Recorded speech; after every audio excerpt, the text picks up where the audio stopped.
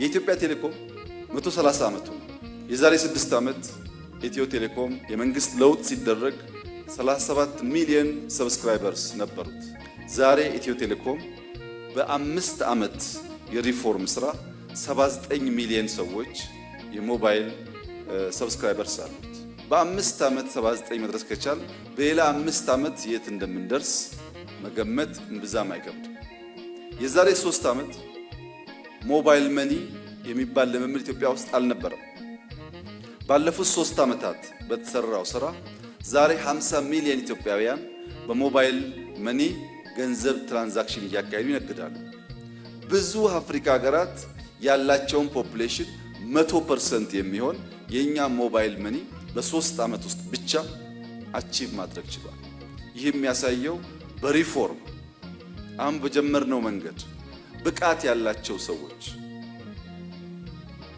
በግልጽ ስትራቴጂ ስራቸውን የሚሰሩ ከሆነ ለጊዜው የሚከብድ ቢመስልም ግራጁዋሊ ልጆቻችን የተሻለ ሀገር፣ የተሻለ ሀብት፣ የተሻለ ኢንቫይሮንመንት ያላት ሀገር መረከብ እንደሚችሉ በግልጽ የሚያሳይ ነው። ዛሬ ለ130 ዓመት የቆየው ኩባንያ ካለው አጠቃላይ ሀብት 10%ቱን ለኢትዮጵያውያን በይፋ የሚሸጥበት ዕለት ነው።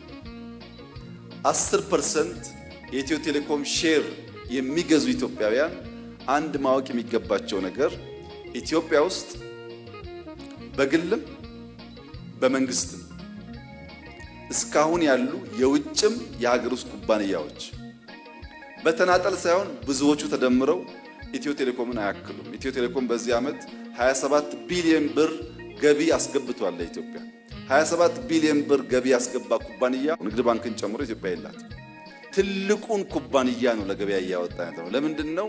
ሰዎች ኮንፊደንስ ኖሯቸው ወደ ስቶክ ማርኬት እንዲቀላቀሉ ካለ ፍላጎት እንጂ 27 ሚሊዮን ብር በአመት ታክስ የሚከፍል ኩባንያ መንግስት ይዞ ቢቆይም ያዋጣዋል፣ አይጎዳም።